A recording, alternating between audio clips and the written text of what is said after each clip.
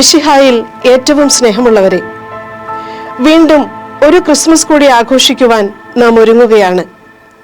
ഇന്ന് നമ്മൾ ധ്യാനിക്കുക ഉണ്ണി മിശിഹായ്ക്ക് പിറക്കാൻ ഇടം കിട്ടാതെ പോയ സത്രത്തെക്കുറിച്ചാണ്.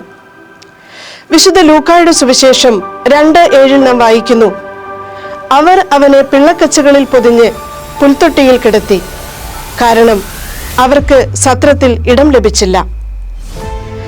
സത്രത്തെക്കുറിച്ചുള്ള ചിന്തയിൽ ഏറ്റവും അർത്ഥപൂർണമായ ഒന്നാണ് J.S. കൽദോയുടെ ദ സെക്കൻഡ് കമ്മിങ് എന്ന കഥ. ക്രിസ്തുവിന്റെ രണ്ടാമത്തെ ആഗമനമാണ് അതിലെ പ്രതിപാദ്യ വിഷയം.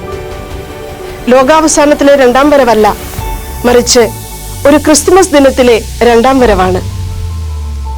പണ്ട് ജോസഫും മേരിയും ഇടം തേടി അലഞ്ഞ സത്രങ്ങളിലേക്ക് ഒരു ക്രിസ്മസ് രാത്രിയിൽ ക്രിസ്തു കടന്നു വരികയാണ്. അവിടെയാകട്ടെ ക്രിസ്തുമസ് ആഘോഷങ്ങളുടെ തിരക്കും. നാളുകൾക്ക് മുൻപ് ജോസഫും മേരിയും തങ്ങളുടെ സത്രങ്ങളുടെ വാതിലിലാണ് മുട്ടി വിളിച്ചത്. അന്ന് വാതിൽ തുറന്നു കൊടുക്കാൻ തങ്ങൾക്ക് കഴിഞ്ഞില്ല.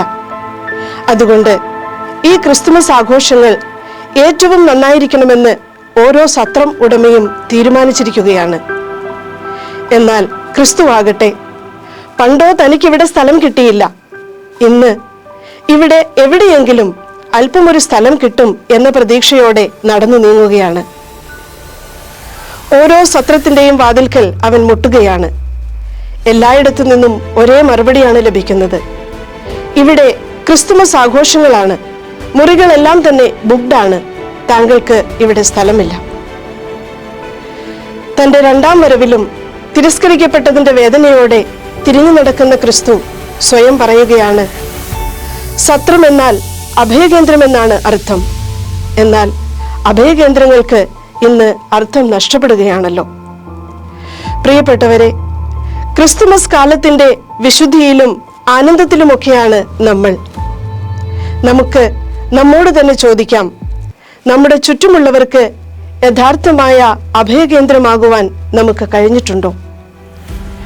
ഓരോ ക്രിസ്തുമസ് ദിനത്തിലും അല്ലെങ്കിൽ ഓരോ ദിനവും ക്രിസ്തു ഇന്നും തനിക്ക് പിറക്കുവാൻ നമ്മുടെ ഹൃദയവാതിലിൽ ഇടമുണ്ടോ എന്ന് ചോദിക്കുന്നുണ്ട്.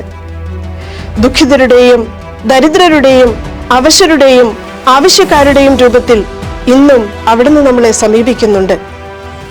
എന്നാൽ ചുരുക്കം ചിലർക്കു മാത്രം ഇടം നൽകുന്ന സത്രങ്ങളായി നാം മാറുകയാണോ? ഉള്ളു നോക്കി എന്നതിലുപരി ഉള്ളത് നോക്കി വ്യക്തികളെ സ്വീകരിക്കുന്ന സ്വാർത്ഥ മനസ്സുകൾക്ക് നാം ഉടമകളാണോ? ജീവിത വഴികളിൽ കണ്ടുമുട്ടുന്ന വ്യക്തികളെ വേർതിരിക്കുന്ന ഇടഭിത്തികൾ പണിയുന്നവരാകരുത് നാം ഓരോരുത്തരും.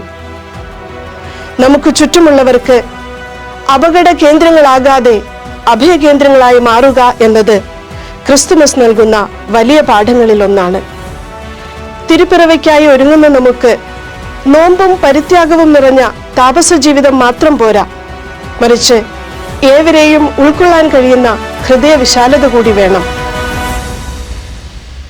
ആവശ്യക്കാർക്ക് നേരെ വാതിലുകൾ കൊട്ടിയടയ്ക്കുന്ന സത്രങ്ങളുടെ ആത്മീയതയിൽ നിന്ന് വാതിലുകളില്ലാതെ ഏവർക്കുമായി തുറന്നു കൊടുക്കുന്ന പുൽക്കൂടിന്റെ ആത്മീയതയിലേക്ക് വളരാൻ ഇനിയും നാം എത്ര ദൂരം നടക്കേണ്ടതുണ്ട്. ഏവർക്കും സംരക്ഷകരാകാനും സംലഭ്യരും സമീപസ്ഥരുമാകുവാനുമുള്ള കൃപ നമുക്ക് ഓരോരുത്തർക്കും നൽകണമേ എന്ന് ഉണ്ണി മിശിഹായോട് നമുക്ക് പ്രാർത്ഥിക്കാം.